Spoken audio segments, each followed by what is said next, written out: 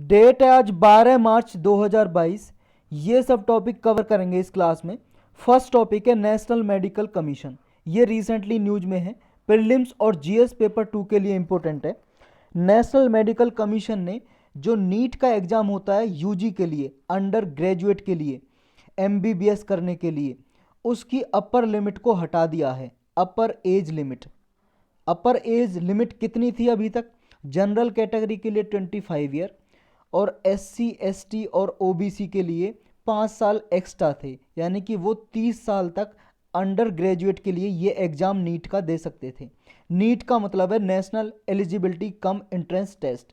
अब ये अपर age limit 25 साल की थी जो, ये हटा दी। अब कोई भी साल में दे सकते हो आप, चाहे 40 साल के, 50 साल के, 100 साल के या बुढ़ापे में कभी भी दे सकते हो आप नीट का एग्ज़ाम एमबीबीएस करने के लिए, डॉक्टर बनने के लिए। नेशनल मेडिकल कमीशन क्या है? एक रेगुलेटरी बॉडी है इंडिया की जिसके 33 मेंबर हैं, 33 मेंबर हैं, जो मेडिकल एजुकेशन के लिए, मेडिकल प्रोफेशनल्स के लिए नियम बनाती है, रूल बनाती है, रेगुलेट करती है। इससे पहले मेडिकल काउंसिल ऑफ इंडिया हुआ करती थी, एक बॉडी जो रेगुलेशन करती थी मेडिकल एजुकेशन के लिए, लेकिन इसको हटा दिया गया, नेशनल मेडिकल कमीशन बना दिया गया 25 सितंबर 2020 को। ये कमीशन मेडिकल क्वालिफिकेशन के लिए जो भी रिकग्निशन देनी होती है ये कमीशन ही देता है। किसी मेडिकल स्कूल्स के लिए परमिशन देनी है खोलने के लिए, यानी कि उसे मान्यता देनी है, एक्रीडिटेशन, तो यही देता है National Medical commission. Medical practitioner जो होते हैं, जैसे मान लो डॉक्टर प्रैक्टिस कर रहा है, उसके लिए लाइसेंस वगैरह कौन देता है प्रैक्टिस करने के लिए? सब कुछ ये देता है। मेडिकल कॉलेज वगैरह में इंफ्रास्ट्रक्चर कैसा है, उसकी सब मूल्यांकन, असेसमेंट कौन करता है? National Medical Commission. National Eligibility cum Entrance Test, NEET का जो टेस्ट होता है वो एमबीबीएस के लिए होता है, परस्यू करने के लिए, अंडर ग्रेजुएट करने के लिए। डेंटल के लिए बीडीएस के लिए होता है। आयुष के कोर्स हैं, आयुष के बीएएमएस, बीयूएमएस, बीएचएमएस, इन सब के लिए होता है ये टेस्ट। गवर्नमेंट या प्राइवेट इंस्टीट्यूशन है, सब में ये जो पोस्ट हैं स्टूडेंट्स की इस नीट के एग्ज़ाम के द्वारा फुलफिल की जाती हैं। और कौन कंडक्ट कराता है ये नीट का एग्ज़ाम? नेशनल टेस्टिंग एजेंसी, ये एनटीए एग्ज़ाम कराती है। नेक्स्ट टॉपिक है आरबीआई $5 बिलियन रुपी स्वैप। प्रीलिम्स और जीएस पेपर 3 के लिए इंपॉर्टेंट है। सिर्फ इतना जानना है इसमें कि ये $5 बिलियन का जो रुपी स्वैप क्या है, क्या मतलब होता है इसका? आरबीआई ने मार्केट में $5 बिलियन बेच दिए और उनके बदले में क्या लिया? रुपया ले लिया भाई साहब, हमारी इंडिया की करेंसी। और डॉलर कहाँ की है? यूएस की, अमेरिका की। अमेरिका की करेंसी, यानी कि डॉलर थे जो आरबीआई के पास, वो मार्केट में बेच दिए और उनके बदले में रुपए ले लिए। क्यों क्यों ले लिए? आरबीआई ने क्यों किया ऐसा? लिक्विडिटी को मैनेजमेंट करने के लिए। लिक्विडिटी क्या है? मनी सप्लाई को कम करने के लिए। अब ये जैसे डॉलर बेचे, जो मार्केट में रुपया था वो रुपया किसके पास आ गया? वो आरबीआई के पास आ गया, यानी कि मार्केट में रुपया कम रह गया। किस लिए करता है आरबीआई ऐसा? इन्फ्लेशन, महंगाई, मुद्रास्फीति को रोकने के लिए, कंट्रोल करने के लिए, ताकि महंगाई घट सके, रिड्यूस हो सके। देखो, जब मार्केट में पैसा ज़्यादा रहेगा, यानी कि लोगों के हाथों में पैसा ज़्यादा रहेगा, मनी ज़्यादा रहेगी, तो भाई साहब वो किसी भी चीज़ को औने पौने दामों पे खरीदेंगे। यानी कि अगर मान लो एक आदमी के पास बहुत ज़्यादा पैसा है और उसे वो चीज़ चाहिए, तो किसी भी कीमत पे वो चीज़ खरीदेगा, यानी कि उसकी डिमांड इंक्रीज हो जाएगी प्रोडक्ट की। और जब प्रोडक्ट की डिमांड इंक्रीज होगी और सप्लाई उसकी लिमिटेड है, तो क्या होगा? डिमांड सप्लाई का रूल अप्लाई हो जाएगा, यानी कि उसकी जो प्राइस है बढ़ जाएंगे। प्राइस बढ़ना ही तो क्या है? इन्फ्लेशन है, महंगाई है, महंगाई बढ़ जाएगी। तो इसी को रोकने के लिए आरबीआई ये काम करता है। ये देखो दोनों तरीके से कर सकता है। मान लो महंगाई कम है, यानी कि डिफ्लेशन है, महंगाई है ही नहीं, चीज़ों का प्राइस बढ़ ही नहीं रहा, उस केस में रुपया बेच देगा और डॉलर जो मार्केट में है डॉलर ले लेगा। समझ रहे हो? इससे क्या होता है? लिक्विड असेट्स है ना, जो लिक्विड असेट्स, उसको मैनेजमेंट करता है इसके जरिए। जो $5 बिलियन अभी बेचे हैं और उनके बदले में रुपया लिया है, लिक्विड असेट्स को वो मेंटेन करता है आरबीआई। लिक्विडिटी हमने जान ही ली है, लिक्विडिटी का मतलब लिक्विड असेट। और लिक्विड असेट में क्या हो सकता है? देखो यूपीएससी ना नॉर्मल से नॉर्मल क्वेश्चन पूछती है प्रीलिम्स में। अब पूछ लेगी आपसे लिक्विड असेट्स में क्या क्या आते हैं। असेट्स आप जानते हो संपत्ति, और संपत्ति में तो कुछ भी हो सकता है भाई साहब। संपत्ति में तो लैंड भूमि भी आती है, आपकी ज़मीन, आपका घर भी संपत्ति है, आपके पास कुछ भी है, किताब, बुक, पैसा, रुपया, कुछ भी है आपके पास, सब संपत्ति आपकी असेट्स है। लेकिन लिक्विड असेट्स की जब हम बात करें, लिक्विड असेट्स में क्या आता है? लिक्विड असेट्स में भाई साहब वो आता है जो जल्दी से, ऐसी चीज जो जल्दी से रुपया में कन्वर्ट हो सके, रुपया में यानी कि मनी में कन्वर्ट हो सके। यानी कि आपके पास कैश है, आपके पास कैश रुपया है भाई साहब, 10,000 रुपये हैं आपके पास, क्या वो लिक्विड असेट्स है? बिल्कुल है, वो तो मनी तो है, वो कैश तो आपका लिक्विड असेट्स ही है। आपके पास बॉन्ड हैं, शेयर हैं किसी कंपनी के, वो लिक्विड असेट्स हैं, बिल्कुल है भाई साहब। आजकल तो ऑनलाइन होता है बॉन्ड शेयर का खरीदना बेचना, 1 सेकंड में आप बॉन्ड शेयर बेच दोगे, आपके पास बैंक अकाउंट में आ जाएंगे रुपए, बैंक अकाउंट से निकाल लोगे आप एटीएम में जाके, आपके हाथ में पैसा आ गया, बिल्कुल है। बताओ, ये गोल्ड है, जो गोल्ड क्या लिक्विड एसेट्स है? बिल्कुल है, जाओगे सुनार की दुकान पे बेच के रुपए ले आओगे, लिक्विड एसेट्स है। क्या लैंड भूमि है लिक्विड एसेट्स? भाई साहब भूमि नहीं है, भूमि को बेचने के लिए प्रोसेस चाहिए होता है, ऐसा नहीं डायरेक्ट मार्केट में गए हाँ मैं ज़मीन बेच रहा हूँ 2 पैसा, ऐसा नहीं होता है, समझ रहे हो आप? तो लैंड नहीं है, तो ये रियल एस्टेट भी नहीं आता, यानी कि आपका घर वगैरह भी नहीं आता लिक्विड असेट्स में। ऐसा थोड़ी नहीं जल्दी से आपको ग्राहक मिल जाएगा घर बेचने के लिए, एक प्रोसेस होता है इसका भी, ढूंढोगे आप ग्राहक, बेचोगे, कब मिलेगा कब नहीं मिलेगा। तो ये आपको याद रखना है कि लिक्विड असेट्स में क्या क्या आता है सिंपली। तो दोनों तरीके से आरबीआई मेंटेन कर सकती है, इन्फ्लेशन को भी मेंटेन करने के लिए और डिफ्लेशन को भी मेंटेन करने के लिए डॉलर खरीद और बेच सकती है। ये आपको बस इसमें जानना था, ये यही लिखा हुआ है, आप पॉज करके पढ़ सकते हो। देखो मैं धीरे से घुमा देता हूँ इसको। नेक्स्ट टॉपिक है वेडल सी, ये प्रीलिम्स के लिए बस इंपॉर्टेंट है। वेडल सी की लोकेशन कहाँ पे, बस हमें इतना जानना है, ये समुद्र कहाँ पे है। रिसेंटली न्यूज में क्यों है?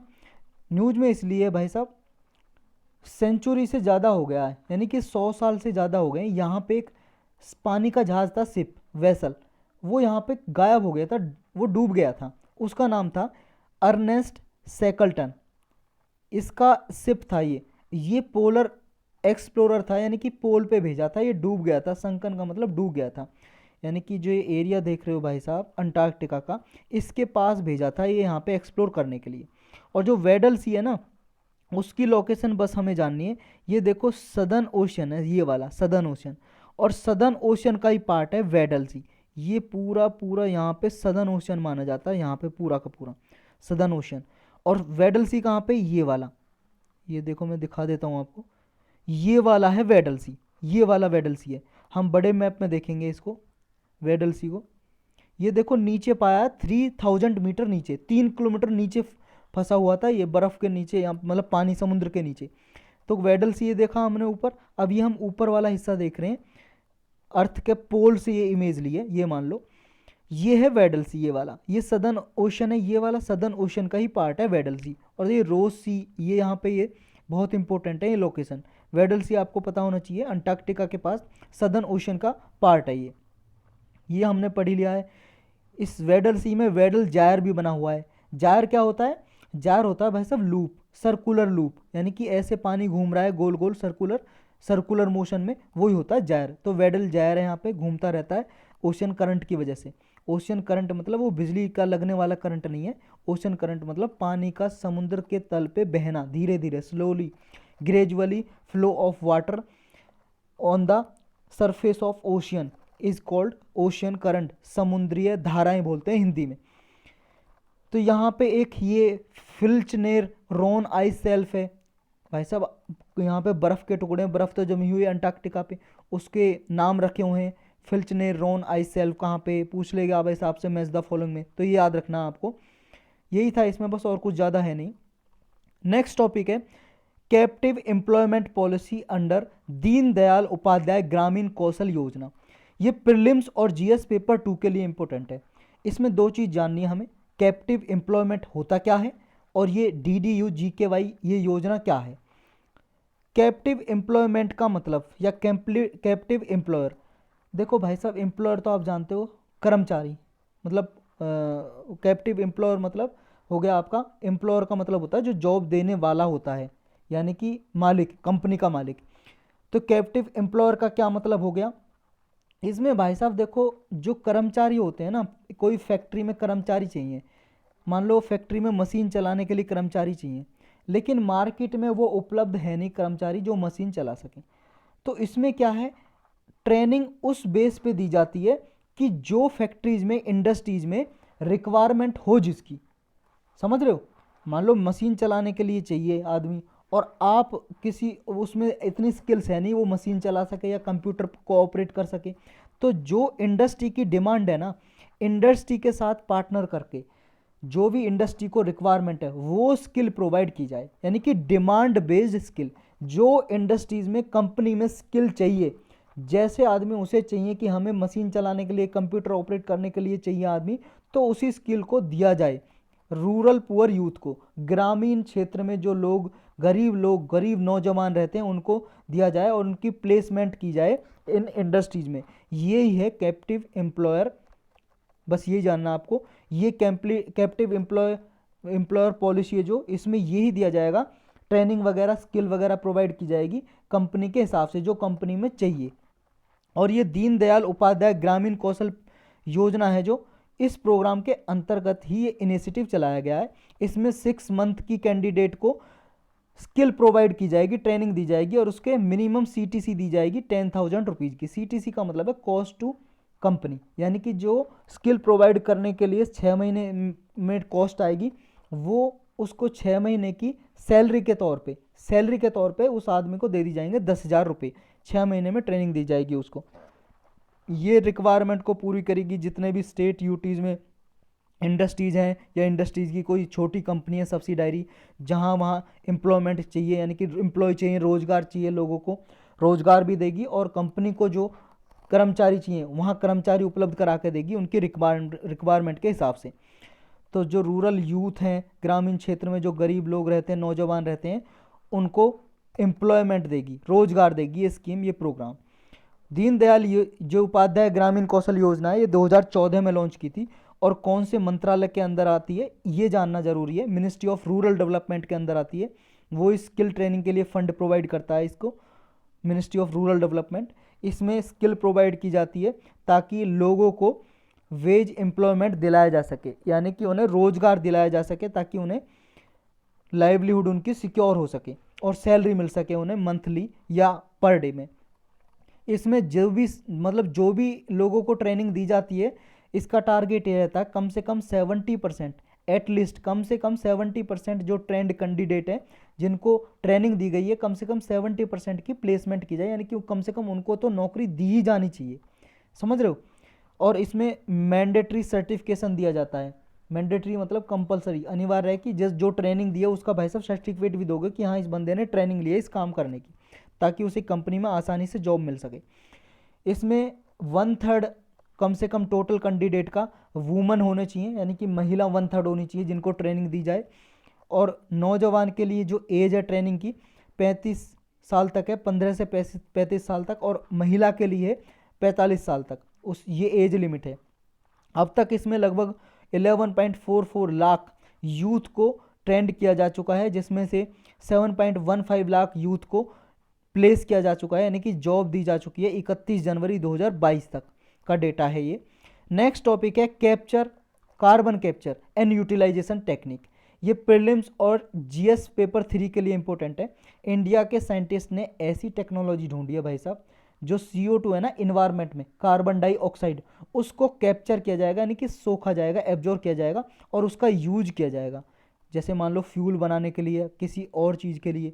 यानी कि मेन मकसद ये है इन्वायरमेंट में से जो इमिशन है, कार्बन इमिशन, उसको एब्जॉर्ब कर लिया जाएगा, कैप्चर कर लिया जाएगा, यानी कि CO2 को एब्जॉर्ब कर लिया जाएगा। और ये किसके द्वारा किया जाएगा, ये साइंटिस्ट ने, एक इंस्टीट्यूट है, आईसर इंस्टीट्यूट है कोलकाता में, Indian institute of science education and research. ये जो इंस्टीट्यूट है ना आईसर नाम के, भाई साहब 7 ही इंस्टीट्यूट है हमारे इंडिया में, मेजर 7 इंस्टीट्यूट हैं, एक पुणे में, कोलकाता में, और भी कई जगह पे, 5 जगह पे, टोटल 7 हैं। इनका देखो स्पेशल एग्ज़ाम भी होता है, और 12th के बाद जो IIT का एग्ज़ाम होता है, JEE का एग्ज़ाम होता है, उसके थ्रू भी इसमें पोस्ट फिल की जाती है कैंडिडेट की। यहाँ से जो निकलता है भाई साहब वो लगभग साइंटिस्ट बन जाता है, जो भी कैंडिडेट यहाँ से कॉलेज से पढ़ के निकलता है। कॉलेज ये मान लो एक तरह से, Indian institute of science education and research. इसने ढूंढा है नैनो पार्टिकल और माइक्रो पार्टिकल जो कार्बन डाइऑक्साइड को इन्वायरमेंट में से, एटमॉस्फेयर में से एब्जॉर्व करेंगे, कैप्चर करेंगे और उनका यूटिलाइजेशन किया जाएगा इंडस्ट्रीज में या उनका फ्यूल बनाने के लिए यूज किया जाएगा, यानी कि इन्वायरमेंट से कार्बन इमिशन कम हो जाएगा इस टेक्नोलॉजी की वजह से। नेक्स्ट टॉपिक है धर्मा गार्डियन। प्रीलिम्स के लिए इंपॉर्टेंट है बस, धर्मा गार्डियन या धर्म गार्जियन बोल सकते हो आप। ये एक एक्सरसाइज है, मिलिट्री एक्सरसाइज, इंडियन आर्मी के बीच में होती है और जापान की जो ग्राउंड सेल्फ डिफेंस फोर्स है उसके बीच में। अभी लेटेस्ट जो एडिशन हुआ है इसका बेलगाम में हुआ है, कर्नाटक में। ये जो एक्सरसाइज होती है एक दूसरे की जो मिलिट्री है उसमें कोऑपरेशन प्रमोट करने के लिए एक्सरसाइज की जाती है। नेक्स्ट टॉपिक है मन केडिंग। मन केडिंग क्या है? अभी रिसेंटली न्यूज में, इसलिए सिर्फ प्रीलिम्स के लिए इंपॉर्टेंट है। ये मैरी लेबोन क्रिकेट क्लब, इस क्लब ने अनाउंस किया है कि नए कोड ऑफ लॉ बनाए जाएंगे मन केडिंग के लिए। ये नए मतलब इसके लिए नए रूल्स बनाए गए, नियम। तो ये है क्या? क्रिकेट में यूज होने वाला एक मेथड है ये मन केडिंग। बस आपको ये जानना है कि ये क्या है, कैसे यूज होता है। ये देखो भाई साहब, क्रिकेट आपने देखा ही होगा, बैट बॉल जैसे खेलते हैं। ये बॉलर है, बॉल करने यहाँ से आ रहा है, बॉल करने आ रहा है ये यहाँ से। ये बंदा खड़ा है खेलने वाला और इधर एक दूसरा खड़ा होगा मेन बंदा जो स्ट्राइकर एंड पे है। स्ट्राइकर एंड का मतलब जो अभी बैटिंग कर रहा है, और ये दूसरे नॉन स्ट्राइकर एंड पे खड़ा है। नॉन स्ट्राइकर एंड पे होता क्या है, जब ये बॉलिंग करने आता है तो ऐसा होता है कि पहले ही निकलने पड़ते हैं रन के लिए। जैसे मान लो उसने हिट कर दी बॉल तो रन लेने के लिए भाग जाता है ये दूसरा बंदा। तो ये बॉलिंग करने से पहले भाग गया तो ये रन आउट माना जाता है अगर ये बंदा इसे यहाँ पे आउट कर दे तो। ये यहाँ पे जो विकेट है यहाँ पे बॉल टच कर देगा, ये आउट हो जाएगा क्योंकि ये क्रीज से बाहर है। ये जो क्रीज है इस क्रीज से बाहर है, ये समझ रहे हो। तो ये जो टेक्निक है कि रन आउट करना अगर नॉन स्ट्राइकर एंड से बॉलिंग करने से पहले बंदा बाहर निकल जाता है क्रीज से, तो इसी टेक्निक को बोलते हैं मन केडिंग। ये जो नाम रखा गया था इंडिया के एक फेमस लीजेंडरी बॉलर थे विनु मनकड, उनके नाम पे रखी गई थी ये टेक्नोलॉजी, मतलब ये टेक्निक का नाम।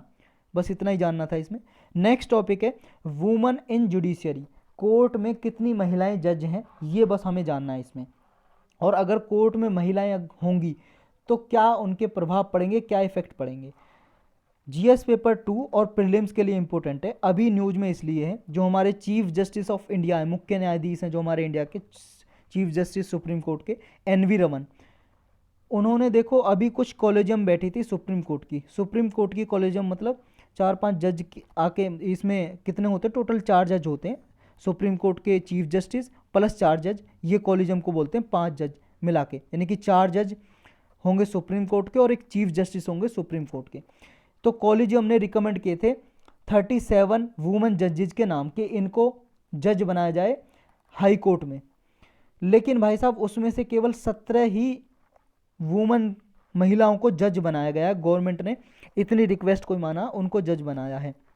और ये प्रोसेस तो आपको पता ही होगा कि जज कैसे अपॉइंट किए जाते हैं सुप्रीम कोर्ट में, हाई कोर्ट में। इसके लिए कॉलेजियम सिस्टम होता है और कॉलेजियम सिस्टम के लिए पॉलिटी की प्लेलिस्ट में लेक्चर पड़ा हुआ है, वहाँ पे आप देख सकते हो कैसे ये कॉलेजियम सिस्टम आया, हमारे कॉन्स्टिट्यूशन में है या नहीं है, या ये कैसे काम करता है, जब ये गवर्नमेंट को अपनी एडवाइस देता है तो वो बाइंडिंग है नहीं है, सारे आपको डिटेल में इन सब के आंसर मिलेंगे उस लेक्चर में। पॉलिटी की प्लेलिस्ट में मिल जाएगा, आपको अच्छे से सिंपल भाषा में समझ में आ जाएगा। हमें इसमें पढ़ना है कि वुमेन जजेज का कितना योगदान रहा है अब तक कोर्ट में, हाई कोर्ट में, सुप्रीम कोर्ट में।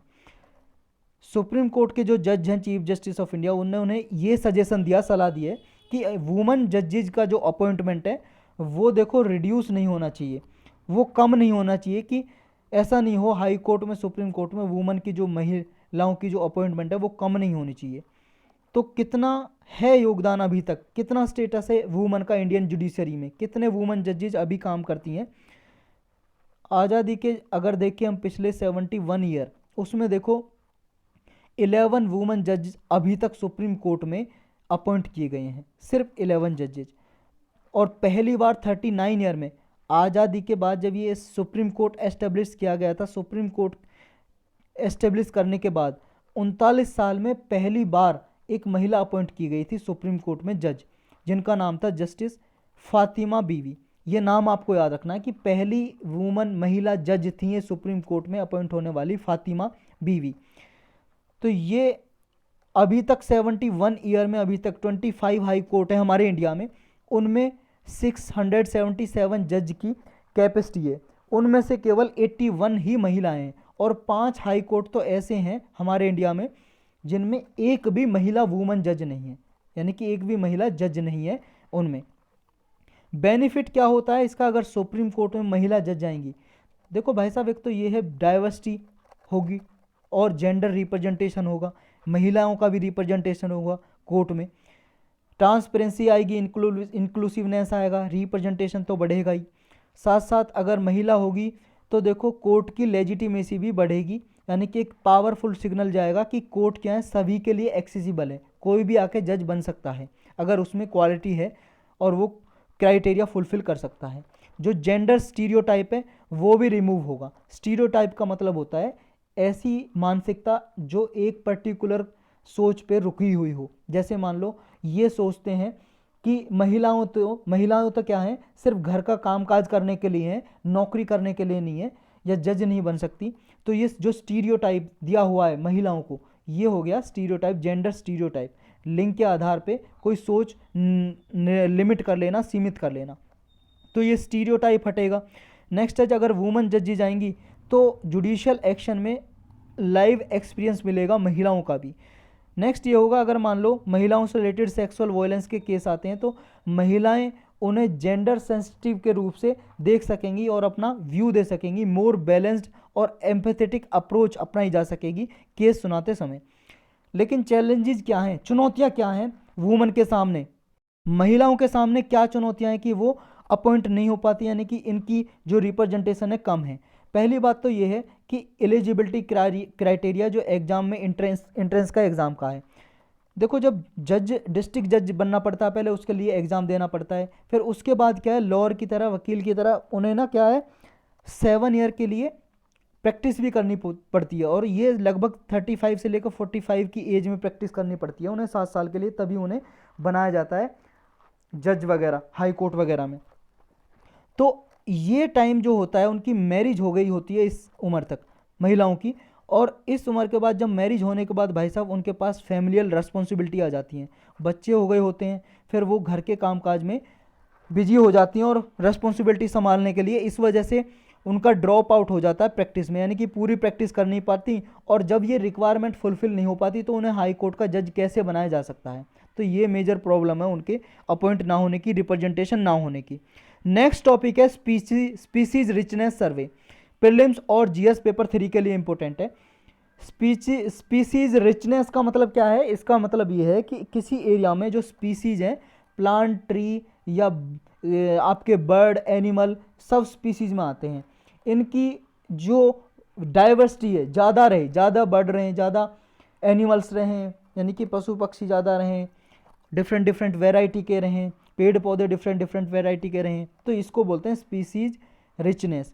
जो स्पीसीज रिचनेस है इसमें क्या है और किस चीज़ की सर्वे की जाती है।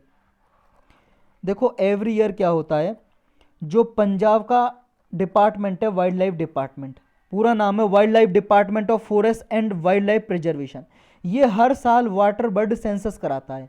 वाटर बर्ड सेंसस का मतलब है ऐसे पक्षी जो वाटर के पास, यानी कि वेटलैंड के पास रहते हैं, आर्द्र भूमि के पास। और वेटलैंड क्या भाई साहब, हम बहुत बार डिस्कस कर चुके हैं, वेटलैंड ऐसी भूमि जहाँ पे सीजनली या परमानेंटली, यानी कि सालों साल पानी भरा रहता हो या साल के कुछ महीने में पानी भरा रहता हो, उस भूमि को कहते हैं आर्द्र भूमि, और 6 मीटर से ज़्यादा गहरी नहीं होनी चाहिए, तो उसे कहते हैं वेटलैंड। तो यहाँ जो बर्ड पक्षी रहते हैं उनकी जनसंख्या जितनी भी है, मतलब उनकी संख्या जितनी भी है उसकी सेंसस की जाती है, गिनती की जाती है, उसी को बोलते हैं वाटर बर्ड सेंसस। लेकिन ये इस साल नहीं कराई गई, क्यों नहीं कराई गई जानेंगे। ये 6 मेजर यहाँ पे डाइवर्सिटी मतलब वेटलैंड है पंजाब में जिनमें ये सेंसस की जाती है, जैसे नांगल वाइल्ड लाइफ सेंचुरी है, नंगल या नांगल, ये आपको याद होना चाहिए सेंचुरी कहाँ पे है, वेटलैंड कहाँ पे है। ये Nangal wild life sanctuary, Ropar conservation reserve, Harike wild life sanctuary, Kanjli wetland, Keshopur Miani community reserve, Ranjit Sagar conservation reserve, ये सब पंजाब में। यहाँ पे वाटर बर्ड सेंसस की जाती थी, लेकिन इस साल नहीं कराई गई। क्यों? फॉग की वजह से, डेंस फॉग। पंजाब में सर्दियों में बहुत ज़्यादा कोहरा पड़ा था, जिसकी वजह से ये सर्वे कंडक्ट नहीं कराई गई। लेकिन हाँ, जो इंडिया का डिपार्टमेंट है ना, department of forest and wild life preservation, इसने world wild life fund India के साथ मिलकर, वर्ल्ड वाइल्ड लाइफ फंड एक इंटरनेशनल ऑर्गेनाइजेशन है, नॉन प्रॉफिट ऑर्गेनाइजेशन, जो स्पीसीज के कंजर्वेशन के लिए काम करती है, तो इसके साथ मिलके स्पीसीज रिचनेस सर्वे कंडक्ट की। वाटर बर्ड सेंसस तो की नहीं पंजाब ने, तो इंडिया का जो सेंट्रल गवर्नमेंट का डिपार्टमेंट है, department of forest and wild life conservation, उसने स्पीसीज रिचनेस सर्वे की। समझ गए? तो वाटर बर्ड सेंसस क्या हम ऊपर डिस्कस कर चुके हैं, ये आप पढ़ सकते हो, वो ये जो हमने ऊपर डिस्कस किया। इस सर्वे की हाईलाइट पढ़ते हैं। इसमें देखो 91 स्पीसीज वाटर बर्ड की रिकॉर्ड की गई 6 प्रोटेक्टेड वेटलैंड में। जो हमने वेटलैंड के नाम देखे ऊपर, हरिके, रोपर वगैरह, केशोपुर, मियानी नाम के जो 6 हैं। वाटर बर्ड काउंट किए जाते हैं इसमें। हरिके जो वाइल्ड लाइफ सेंचुरी है, उसमें सबसे ज़्यादा वाटर बर्ड मिले थे, और केशोपुर मियानी कम्युनिटी रिजर्व में उसके बाद, रोपर में और नांगल वाइल्ड लाइफ सेंचुरी में उसके बाद बर्ड पाए जाते हैं। जो पहली सर्वे की गई थी उनका ये डेटा है। और जो हैं उनमें भी पाए जाते हैं। कितने स्पीसीज कहाँ पे पाए जाते हैं ये आपको याद करने की कोई ज़रूरत नहीं है। यहाँ पे माइग्रेटरी स्पीसीज भी पाए जाते हैं। माइग्रेटरी स्पीसीज का मतलब है एक प्लेस से दूसरे प्लेस पे जो कुछ समय के लिए चले जाते हैं या परमानेंटली चले जाते हैं, ऐसे स्पीसीज को बोलते हैं माइग्रेटरी स्पीसीज। ये स्पीसीज के नाम है कुछ, ये आपको याद होने चाहिए। ये बर्ड हैं, पक्षी हैं। ब्लैक नेक्ड ग्रेबी, देखो यूपीएससी 2-3 नाम दे देता है और वो पूछ लेता है ये क्या है, बर्ड है, एनिमल है, ह्यूमन की स्पीसीज हैं, क्या है, ऐसे पूछ लेगा आपसे। समझ रहे हो? या अर्थवॉर्म की क्वालिटी है। हर साल ऐसे क्वेश्चन पूछता है, एक दो क्वेश्चन। तो आपको ये याद होना चाहिए, ये पक्षियों के नाम है। ब्लैक नेक्ड ग्रेब, हम देखेंगे ये कैसे दिखते हैं, देखेंगे भी। बतख तो देखी होगी आपने, बतख जैसे दिखते हैं ये। Black necked grebe, horn grebe, greater crested grebe और लिटिल ग्रेबे, ये भी पाए जाते हैं। और बर्ड भी हैं बहुत सारे जो पाए जाते हैं यहाँ पे, जैसे कॉमन वाटर बर्ड, ये कॉमन वाटर बर्ड है एक, बहुत मतलब जो पक्षी हैं कॉमन पाए जाते हैं यहाँ पे। ये बहुत सारे पक्षी हैं जो पाए जाते हैं। ये पक्षियों के नाम याद करने की जरूरत नहीं है, लेकिन ये पता होना चाहिए कि ये पक्षी हैं।